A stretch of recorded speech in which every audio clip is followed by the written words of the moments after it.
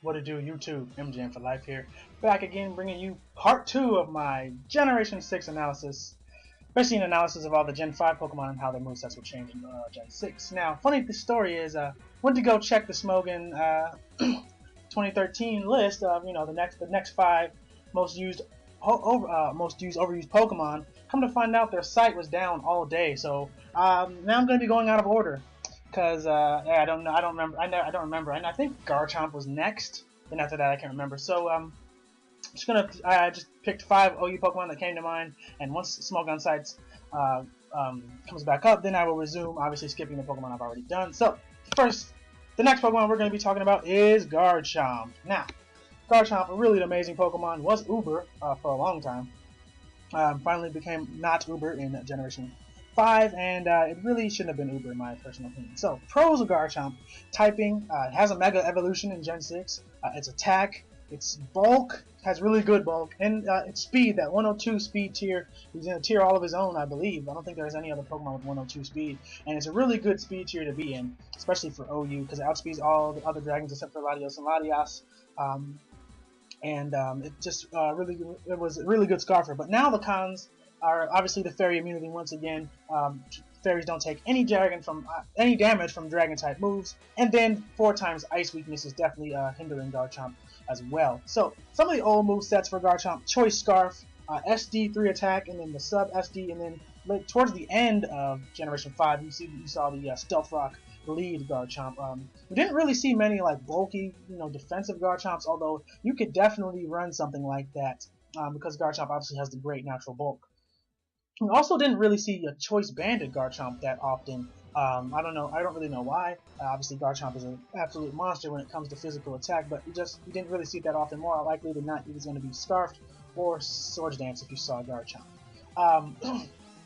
So now, looking at the old movesets, it's going to be hard to run a choiced Garchomp set because unlike Latios, Garchomp doesn't have access to a move, say like U-turn, like for example like Flygon or Hydreigon, like they can run choice sets because they have access to U-turn. So with the correct predictions, you don't have to lock yourself in a Draco Meteor because you can just U-turn all around until you're able to get rid of those fairies. Then you can just Draco everything. But Garchomp doesn't have that luxury, so you're really going to have to predict. And if you're forced to go for Outrage, you're going to be in some trouble. So I think you're definitely going to see it.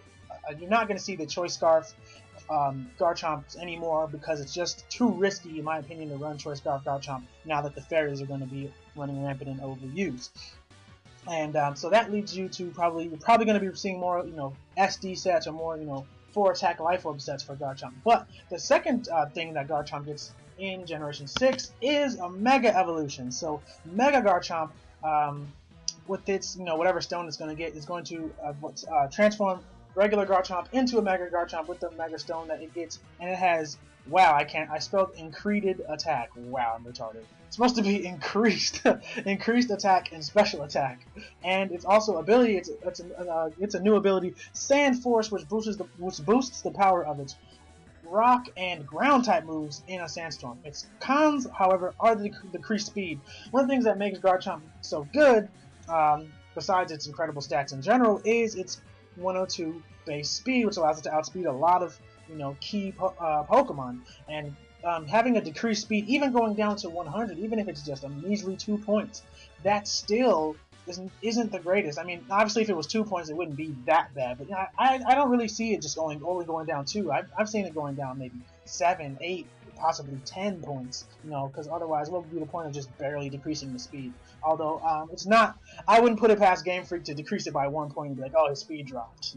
But I'm kind of expecting him to be in the 95, 90 speed range. After Mega Evolving, and that's really going to hinder Garchomp. So the real question for Mega Garchomp is, will the boost be significant? The boost being the increased attack and special attack, because looking at it from an attacking standpoint, which is 2 stat moves, Dragon versus Ground, we see that if you're gonna base your Garchomp around Dragon attacks, then running regular Garchomp is going to be much better because regular Garchomp has access to item Life Orb. So Life Orb Outrage is always going to do more than a neutral Outrage from Mega Garchomp unless Mega Garchomp's attack is over base 180. So if Garchomp has over base 180 attack, then it makes more sense to run Mega Garchomp. Which I highly doubt that's going to happen. So if you're thinking about, hey, I want to use my physical dragon moves, I want that to be the basis of my movesets, then running Garchomp is going to be better. You're going to get more benefit out of the outrages or Dragon Claws or Dragon Rushes, whatever you choose to go for, if you're going to use Garchomp. Another thing that Garchomp has over Mega Garchomp is the ability to run items like Yachi Berry or Lum Berry, as well as leftovers and Life Orb. These are things that Mega Garchomp cannot run or cannot use because it has to use the Mega Stone. So that's kind of the downside to Mega Evolutions in general, is that you don't have access to choice items or any other items other than the Mega Stone.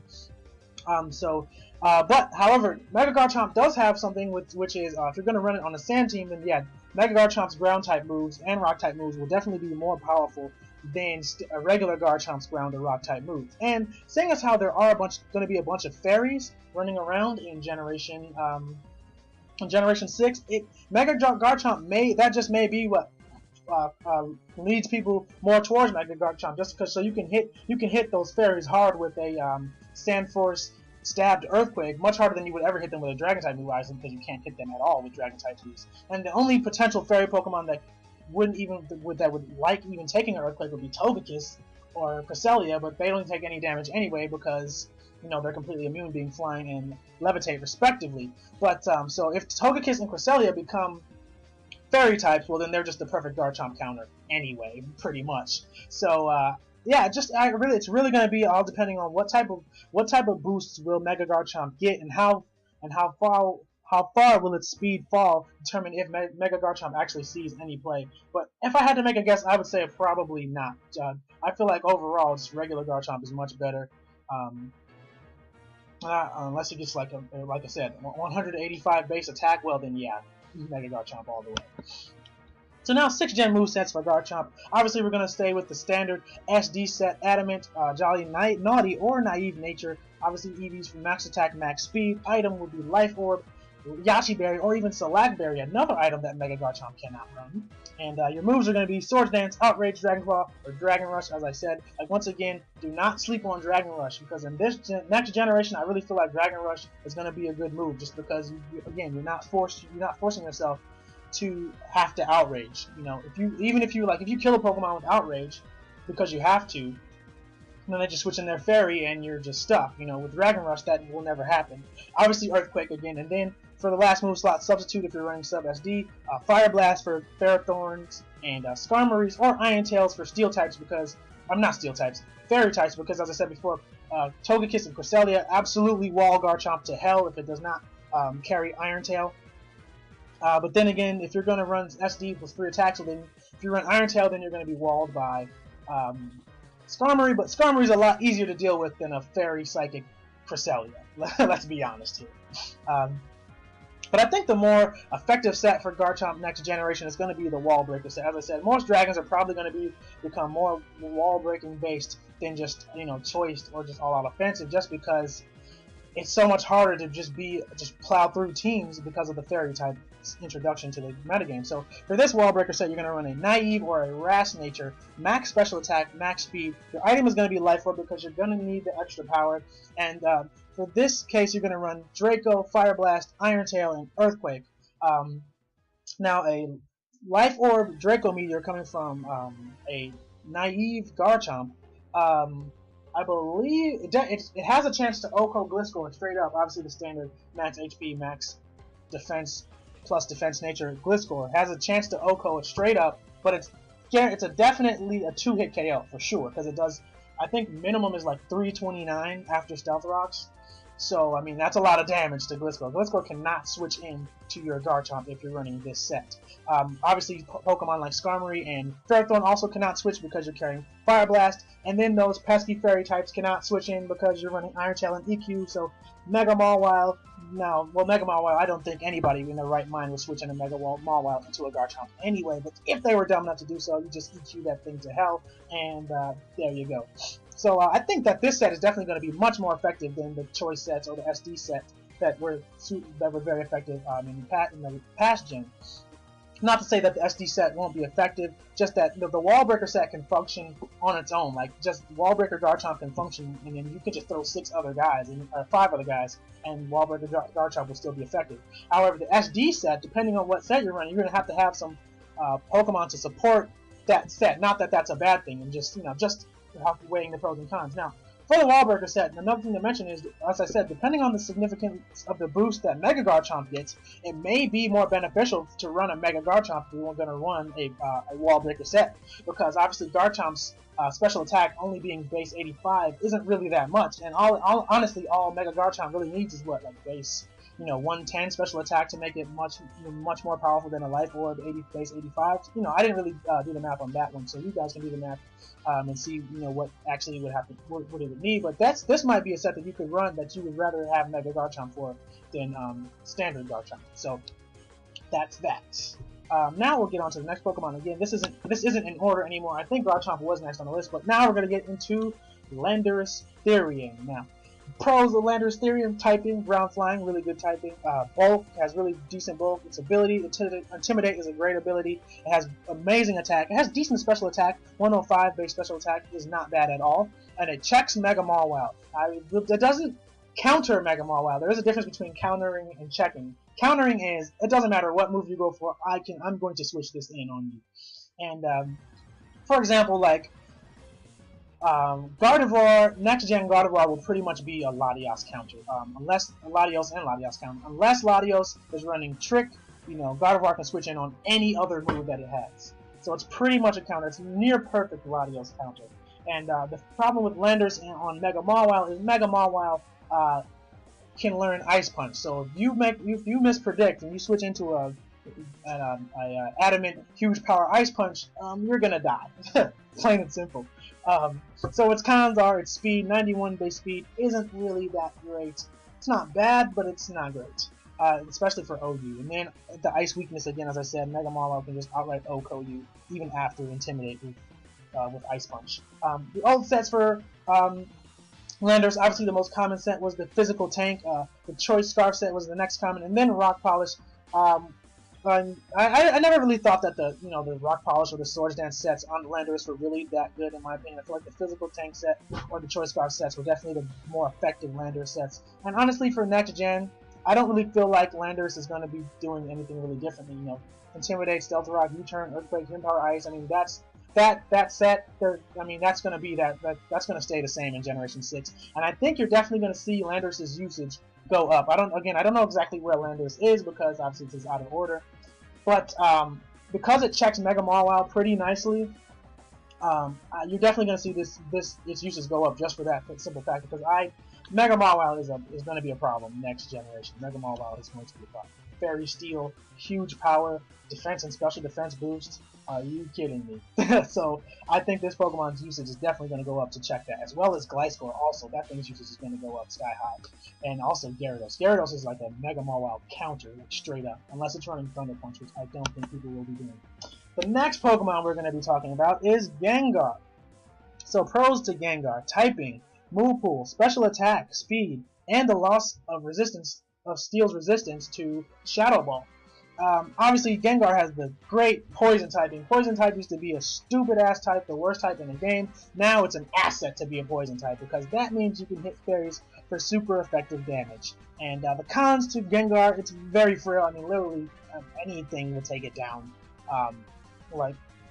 It's very, very frail. I mean, it's hard to switch in onto anything other than an Earthquake or a normal type move or a fighting type move. And the other con is that it's really purely a special attacker. So a special wall like Blissey, which again I believe is going to come back if it becomes a fairy, just completely walls Gengar to hell. I mean, no matter how many Sludge Bombs you throw at Blissey, it's going to eat them up because it's a special attack. Even if it's not running max special attack, that 714 HP just allows it to take any special hit. So I think that's Gengar's main weakness, is the fact that it's really purely a special attacker.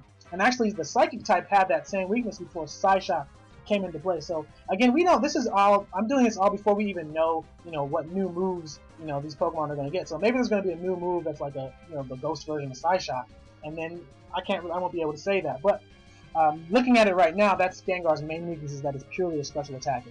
Now, the old sets for Gengar, popular sets in Generation 5 were Sub, Pain Split, and Sub Disable. Then sometimes you would see Sub with 3 attack, but more likely than not, Gengar was going to have a Sub. And the reason why was because of Scizor. Basically, if you go for a Sub, you know, in Generation 5, you could pretty much switch your Scissor in on a Gengar at any time because it resists Shadow Ball. It can take at least one Focus Blast, and then you just, and then now you're in a position where they have to either switch and get pursued or stay in, predicting the pursuit, and get their ass bullet punched and die. But that's why Gengar ran sub, because you could sub, so if they switched in their Scissor, now you have a free turn to do something, and force them to pick a move. So if they pick pursuit, then you can just 2-hit KO them with Fire Blast, Focus Blast if you're running Hidden Power Fire, maybe, Ocone with Hidden Power Fire, or if they bullet punch you, now that means you can switch out freely unless they're not running a choice Scissor, which more than likely not, the Scissor is going to be choiced. But now this generation, Gengar, you're probably going to see more of the same, honestly. Timid Nature, Max Special Attack, Max Speed, Item, Life Orb, moves, Shadow Ball, Sludge Bomb for those Fairy types. Every Gengar is going to have Sludge Bomb, that's going to be a fact. Focus Blast, and then the last move is just a filler move, Thunderbolt, Hidden Power Fire, or Destiny Bomb. Great thing about Gengar, another con, or another pro, obviously, is that, Scissor, a Pokemon like Scissor, like in the last scenario that I said, can't just switch into Gengar anymore because Scissor's not going to want to take a Life Orb Shadow Ball because then that puts it in a position where it kind of has to Bullet Punch, and you can just switch out for free. But that's another main reason why I think Hidden Power Fire will still be a good move this gen, just because Shadow Ball is not going to take Scissor out, so you don't really want to get in that situation where you have to predict, oh, is he going to pursue me or is he going to Bullet Punch me? It's like 50-50. So that's why Hidden Power Fire is probably the best of the 3 last slot moves, although Destiny Bond is also really good, because if they try to pursue you, you just Destiny Bond them and, you both die. Now, the next, obviously the subset, Timid Max, Special Attack, Max Speed, Leftovers, or Life Orb, move's going to be Sludge Bomb, Shadow Ball, and then Disable Pain Split or Focus Blast. The great thing about 6th Gen is that you can run, like, Shadow Ball and Sludge Bomb. I think that's like damn near perfect coverage. I mean, I'm trying to think what can... Oh, Mega Mawile. Yeah. No. Because Fairy doesn't resist Ghost. So yeah, I don't think that there's anything that resists both. Like, I guess maybe a normal poison type. But I don't think there's a normal poison yet. Maybe, I don't know. But it's pretty good coverage now in 6th Gen is my point. And then Sub-Disable is a really, really good set on Gengar. Again, the problem with this set is, Blissey and Special Walls in general, they don't care about Gengar. But another good thing is that one Gengar's worst enemy, Jirachi, can no longer stop Gengar. Jirachi is no longer a counter to Gengar, which is really good. So Gengar lost, one counter, so that just makes it even better. I definitely think that Gengar's usage is going to go up, especially early on in 6th Gen, because of its, 130 base Sludge Bombs that they can throw around to deal with those fairies, and the fact that even Mega Mawile is not going to like taking a Life Orb Shadow Ball. So yeah, I definitely think you're going to see that. Then you can, for like the Life Orb 4 attacker, you can say, oh, you want to switch in your Mega Mawile? Well, I'm going to Destiny Bond you, so now you have a choice. You Sucker Punch me and you die, or you let me kill you, and you don't Sucker Punch, and then I just kill you with a Shadow Ball. So yeah, I definitely think Gengar's usage is going to go up next generation. Next Pokemon, Breloom. And now the pros to Breloom, its attack, its ability, Technician, Unpoison Heal are both great abilities. Breloom has a lot of cons though. Its speed, its bulk doesn't really have great bulk. Its move pool is pretty awful, and definitely the worst con this gen is that Spore got nerfed, because now basically any grass Pokemon can switch into Breloom and not fear. Like Mega Venusaur walls Breloom to hell. What is it, the other one? Celebi walls Breloom to hell. Before, they could switch into Celebi, but you could Spore it, and then you could set up a free sub as they switch out, try to get the natural cure, Spore something else, go for some shenanigans with that. But this generation, you can't do that. I mean, I wouldn't even be surprised if people just take Spore off of Breloom altogether, to make room for another move. But that may not be likely though, because Spore is still a great move, 100% accuracy sleep move. But the old sets, SD, Sub Punch, and honestly, I feel like Breloom's usage is going to go way, way down. I don't really see Breloom doing that much. Again, it's slow. You can't Spore everything anymore. I mean, I feel like, just the proverbial grass Pokemon, just insert grass Pokemon so I can eat up Spores and Leech Seeds. I think every team is going to have a grass Pokemon, just because, why not? Because, it just makes that sense that way, if not every team, but a lot of teams are going to be running grass Pokemon, Mega Venusaur, Celebi, and at that point, your Breloom is pretty much useless, unless you, again, for like Latios, you just got to baby it, you got to switch in Breloom, then double switch into T-Tar on there, predict a Celebi switch in, then Pursuit the Celebi, like stuff like that. That's really like crazy stuff that's happening, and then that you have to do, which is like, I mean, why go through that effort when you can just run something else? So I really feel like Breloom's usage is gonna go way down, especially since its move pool is so bad. There's not really much it can run to make up for its lack of being able to sport everything. Again, Breloom really needs to be saved by 6th gen moves. Some new 6th gen move has to come out that can help Breloom, give it something to combat those grass types with. Then maybe you could run a Choice Bandit set, or you can run a Sub Punch set, something like that, maybe. But I mean, the only way for Breloom to get its usage to stay even where it's at currently is if it gets some new toys to play with in Generation 6. So we'll see what happens. So on to the 5th and final Pokemon is going to be Jirachi. So the pros of Jirachi has great bulk, the 600 base stats, so 100 everything. It has good typing. It used to have a good typing. It gets a new resistance to Fairy, so that's always good to be resistant to Fairy. Its cons are the loss of resistances, as every Steel type is going to have this con, and it's weak to Dark and Ghost now, and that's one of Jirachi's biggest assets, because now you can no longer just switch into Gengar and Tyranitar like you could have last generation. So it's really unfortunate that they decided to change up the resistance and weaknesses in the resistance chart, but so Pokemon like Jirachi are going to be hurt the most. Now the old sets, Choice Scarf towards the end of Gen 5 was becoming very popular.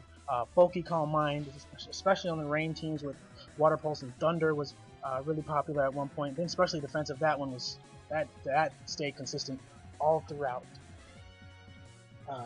5th gen was especially defensive because again it's shut down Latios, shut down Gengar, could take on T-Tar. It was just really good Pokemon. But as far as next gen is considered, you're definitely not going to see specially defensive Jirachi anymore. Main reason is because of the loss of resistances. So I mean, and also because fairies just take on dragons much better, which is mainly Jirachi's role, is to just keep those dragons and Gengar in check. I mean, Jirachi would have been good alongside a fairy type, if it still had kept its resistances, but because it doesn't now, especially defensive Jirachi just won't be able to do what it did last generation. So you're probably going to see more offensively based Jirachi, sort of akin to 4th gen, when especially defensive Jirachi really wasn't popular in 4th gen. It was Sub Calm Mind and Choice Scarf. So you're going to see more Choice Scarf Jirachis, more offensively based Jirachis, even maybe a Choice Banded Jirachi, because Choice Band Iron Head hit those fairies. That's going to do a lot of damage to stuff. So that's what I'm going to predict for Jirachi next generation. And so Scarf Banded set, Adamant Jolly, Max Attack, Max Speed, Choice Scarf, Choice Band, moves, U-Turn, Iron Head, Ice Punch, Fire Punch. These are probably the 4 best moves that Jirachi can run on a Choice Band or Choice Scarf set. Maybe you can throw in Trick there, but I honestly don't really feel like Trick is necessary for this particular situation. But there are maybe some times where Trick definitely can be useful. Now, the next set that I've come up with is a mixed Wall Breaker set. So we're going to run Naive, you're going to have Max Attack, Max Speed, and you're going to run Life Orb or Expert Belt, and your moves are going to be U-Turn / Ice Punch, Iron Head, Hidden Power Ground, and Fire Punch. Iron Head obviously for fairies, and it's a nice stab move, obviously with the Serene Grace. Oh, that's another thing I forgot to mention about Jirachi's pros is his ability. Serene Grace is amazing. Yeah, with Iron Head, Serene Grace, 60% chance to flinch. You will piss a lot of people off when you flinch them to death when you should have lost. I've done it multiple times. There are times when I should have just straight up lost, and I just flinched them to death with Jirachi. Jirachi for the win. Let's see. Hidden Power Ground and Fire Punch are your coverage moves. Hidden Power Ground is for Magnezone and Heatran, and Fire Punch is for Ferrothorn and Fortress mainly hits Skarmory, but it's not going to do that much, let's be honest. And that's why U-Turn is there for the last slot too. For those Pokemon like Skarmory, Gliscor, which won't be able to hit that hard, Landorus, you can just U-Turn out on them. Now you can run Ice Punch, and my thought on that is Ice Punch does hit Dragons a little bit harder, it does hit Landorus and Gliscor a little bit harder, making them worry to switch into you. Plus, they can't, Landorus can't really take an Iron Head Ice Punch combo. So the Ice Punch is a good coverage move, but the thing I will say about that is when you're going up against rain teams, you would probably rather have U-Turn, because Fire Punch is going to be null and void basically against a rain team. If you're running a weatherless team, then I would suggest running U-Turn. If you're running a team that has weather other than rain, then run Ice Punch.